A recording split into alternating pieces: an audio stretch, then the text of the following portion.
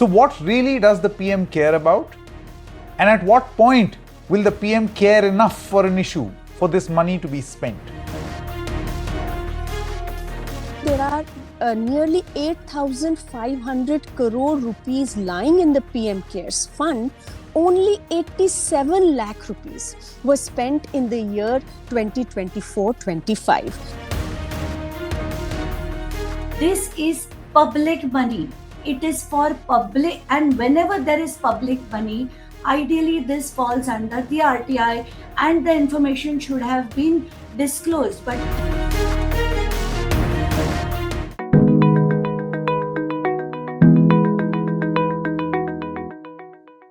Hello and welcome. You're watching me, Sanket Upadhyay, on TheFederal. The show is called AI with Sanket. This is the AI of news because news in India today requires not artificial but analytical intelligence. When COVID happened, we all heard of a new fund in town. It was called PM Cares Fund. The idea of this fund was to have some money with the Prime Minister in a case of exigency. COVID is gone, which was an international epidemic. There are a lot of issues of pressing concern in this country, but the one big concern that many accountability and transparency activists have been raising is what is PM Cares Fund and where is that money, how much money is there and how is it being spent. They feared that the whole process is extremely opaque. Now, media reports suggest that certain documents reveal that this money, get this, a record amount has been kept in a fixed deposit account, FD. So what really does the PM care about? And at what point will the PM care enough for an issue for this money to be spent? I would like to introduce our guests in this program. Anjali Damania is an anti-corruption activist and Anjali Bharadwaj, transparency and accountability activist. Thank you very much to the both of you. Ms. Bharadwaj, I would like to begin with you first. First of all, how do you look at this information? Is this information broadly strong enough for us to arrive at a conclusion that this money has not been spent properly or has not been spent at all? Your opening comments. Yes, Sanket, like you mentioned, the PM Cares Fund was started during COVID, and it was a fund that was started to provide relief during COVID, but also during disasters that there might be in the country. And we know that there have been several disasters in the form of floods, natural disasters that have happened even after COVID. PM Cares Fund was set up, and a notification was sent by the central government saying that it has been set up by the central government and therefore CSR funds can be contributed to the PM Cares Trust. In the first few days, more than 3,000 crore rupees was collected from CSR funds of public sector units because the notification from the central government said that it is a public authority, it has been set up by the central government. But when people started asking for information on the PM Cares Fund, where all the money is coming from and where the money is being spent, very quickly the government changed its tune. So when it came to collecting money, the government said it's a public authority. But when it came to giving information, the government started saying it's not a public authority. It has not been set up by the central government, and therefore it will not come under Information Act, under which people can seek information. So one very big problem with the PM Cares Fund has been the opacity, the complete lack of transparency. One would imagine that if this is a fund which reflects what the PM cares about, and if it is being used to address disaster and give relief to people in disasters, the government should be more than forthcoming in telling people where the money is coming from and where it is being spent. But we are seeing that that information continues to elude people because the government is saying that this is not a public authority, it will not come under the ambit of the RTI law. Now, the government has, from time to time, there has been information which is basically the audit reports that have been put in the public domain. So the audit reports of the first 3 years of the PM Cares Trust were put up in the public domain, but after that there was no availability even of audit reports. Now let me make it very clear here that this is a fund that's collecting public money. It should ideally be audited by the CAG, the Auditor General, Controller and Auditor General. But that's not being done. There's a private audit, and even that stopped happening. The government has yesterday, the PM Cares Trust website has yesterday displayed the audit report of its funds for the year 2023-24 and 24-25. The auditing has been done in August 2026 after a long delay, despite the trust's own deed saying that every financial year a financial audit should happen.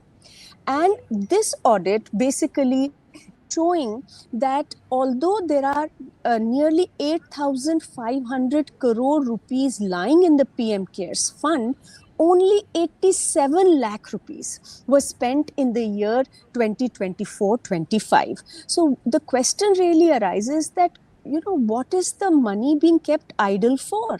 Why is the PM Cares Fund collecting money if it doesn't want to spend it? And it's not like there have been no disasters in the country. There would have been much use of these funds if they had been spent properly.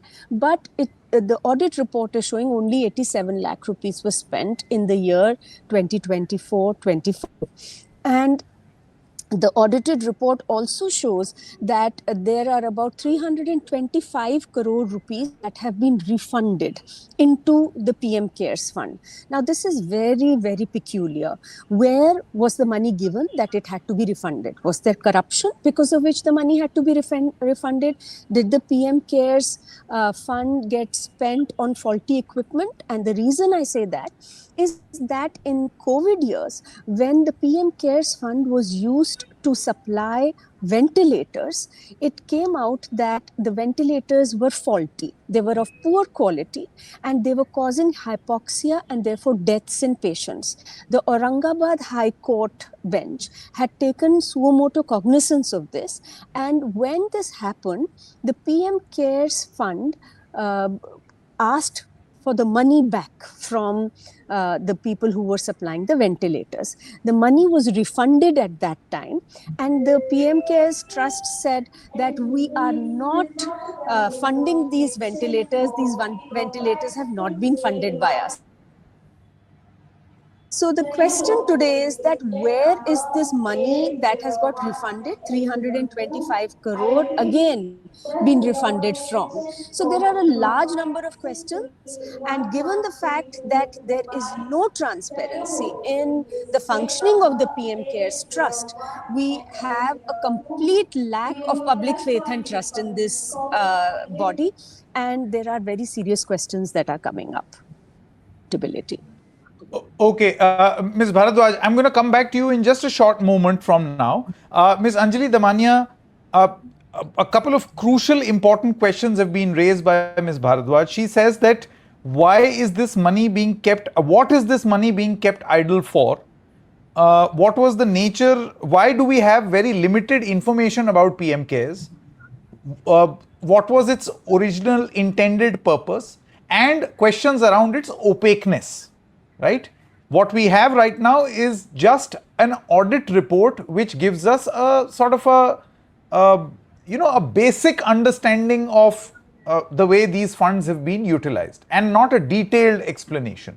Now, if it is a government fund, this information must be out in public. And if it is a private fund, then in that case, those rules must apply, which is applicable on each one of us. Are those rules being applicable on the PM Cares Fund? And just an added question, if a lot of money has been kept in a fixed deposit account, I'm sure this FD interest must have also been generated. So is this some sort of a savings scheme intended for the Prime Minister? I mean, are we caring for the PM or the PM is caring for us? I mean, I want to understand the definition of cares. That's precisely how I wanted to start this conversation by saying that, I mean, the name itself, PM Cares Fund, tells us that it's supposed to be the kind of care, the affection that a prime minister should show towards his countrymen in times of calamities, in times of massive disasters. I mean, see, if I'm a citizen, I want to donate some money for the Assam fund floods.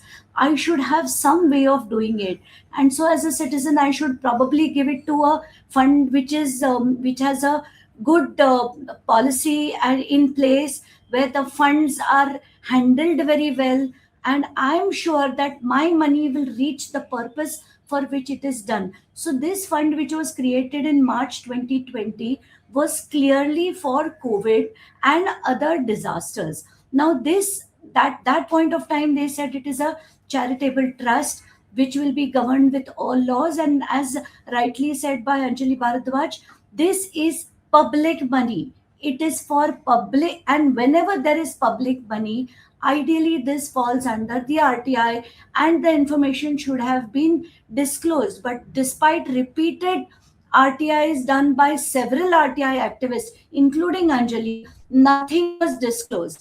And that's precisely the reason why people like us feel, why was this done when there was a national relief fund which was existing right from 1948, to create a separate fund which collected money and then not disclosing the use of this fund is really a question mark. Now we come to what happened after 20, after the entire COVID thing was over. Now, as you said, this money is currently lying idle in 93% of this fund is lying in an FD, and which is generating a interest revenue of nearly 469 crores. So the question is that, what is this for? I mean, there were floods in Assam, there were floods in Jammu and Kashmir. Nothing was given there. I mean, nothing out of this went for that. I mean, if utilized properly, a lot of fund can come into this, and people like us who actually want to donate for a cause can get a certain avenue. But right now, if we see the way it is managed, it's absolutely, it has shaken up all of us, and we are really wondering on what this PM Care Fund style is all about. And now, okay, now if we say now COVID is over, can it be diverted for anything else? Say, for example, improving the hospitals, the entire health system. Can this be diverted? It's a matter of one resolution passed by the trustees of this so-called charitable trust. If this is done, this money can be utilized for various other things. Like Abhijit Tipke today has tweeted that this money should be used for government schools. But forget schools, at least hospitals can definitely, I mean, a lot of work can be done. And if you decide to keep it for calamities, disasters, better use it for that. If money cannot be lying idle, and that's very, very clear. Ms. Bharadwaj, just quickly coming back to you, I remember that since 2020 and the lack of transparency in the argument around PM Cares, an argument was also being made. People had doubts in their mind that perhaps money is being rerouted via the PM Cares Fund into the electioneering process, and you must have heard these comments because there was ambiguity, because nobody knew, the whole process was opaque. Do you think because no money has been used, you can put that fear to rest, that no money has been used for these political designs as well? Because the reality is money has not been used. Let me put it this way. One of the biggest scams to hit our country recently has been the electoral bond scam. In fact, that has been called the mother of all scams. And in that, what did we see happening? We saw that money was being taken by ruling parties, and in exchange for the money that was given to them, donated to them through electoral bonds by companies were getting contracts, what we called quid pro quo, that kind of corruption. We saw extortion, we saw corruption, regulatory failure that was coming out of the data on electoral bonds that the Supreme Court ensured that we all had. Now, the PM CARES Fund is potentially an identical kind of a system where the ruling party, Prime Minister, Union Cabinet Ministers are part of the trust. And this trust is being called a private trust. But the reality is that there is full potential for quid pro quo in this trust.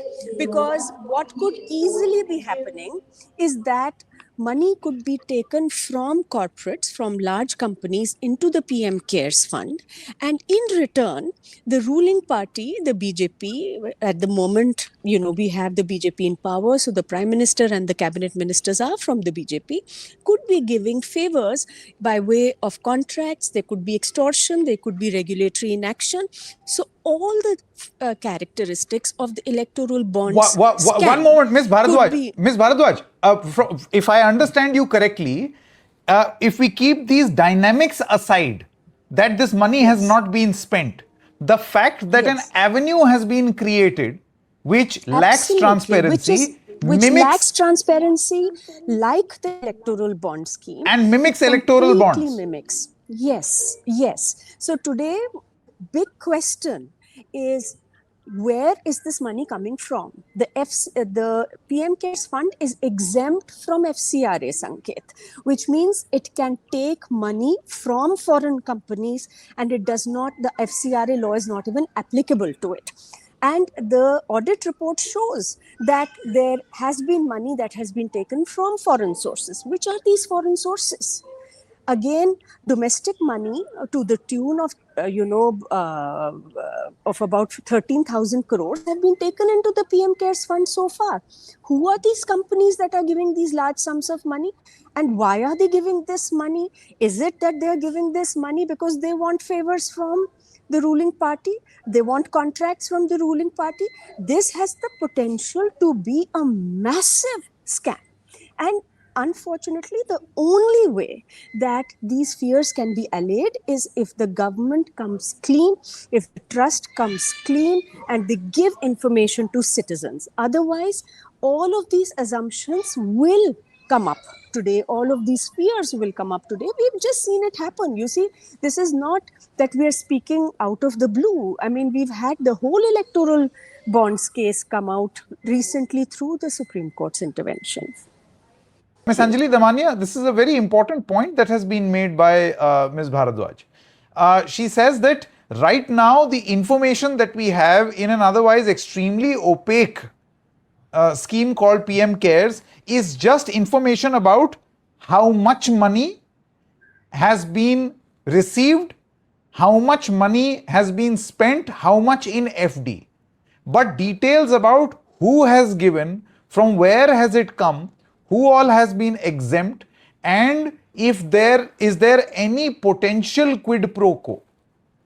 Now these are doubts which she has raised because she feels that this mimics what electoral bonds did. I want to know your views. Well, I wouldn't talk much on the foreign remittances that were done, but because I don't see those figures getting reflected in the reports. That's actually a very minuscule amount as compared to the total donations. Now, what definitely concerns me is the corporate money or the general donations that were received. In 23-24 and 24-25, if we look at the figures, in 23-24, there were nearly 681 crores that were received in the form of donations. And in 24-25, there were nearly 480 odd crores. So this tells us that money still continues to flow into PM CARES funds when, as we said, that there is no money that is actually being spent. Then what is this money coming for? Doubts definitely will be there. But, and of course, we have seen that very clearly in the electoral bond, she rightly pointed out. But as far as foreign funds are concerned, I don't agree with her because the figures that I have seen in the audit report are absolutely very, very small. I mean, there's no point in even discussing those. But yes, doubts definitely will be raised. But even suppose if we were to hint at a quid pro quo, Ms. Damania, I also want to understand, you see the whole purpose. Let's assume assuming there is a quid pro quo, assuming this is an institutionalized form of corruption as alleged by Ms. Bharadwaj and others also. Even the Supreme Court called it unconstitutional in 2024. Assuming this is quid pro quo which is happening, then the whole idea of quid pro quo is that I will give you favors if you give me money in return, which I will then legally use. But here the thing is, money has not been used. So what sort of corruption is this where I have received the money and I have not used it? Well, the question is again, how much do we believe the audit reports which have been done just as late as August? Because we really don't have a clear picture of what came in, what went out, who did it go to, were there any transfers. We are just going by an audit report which was just recently put out. And I really don't know how much we can believe it. I mean, here I very clearly see how much to believe it is entirely our call.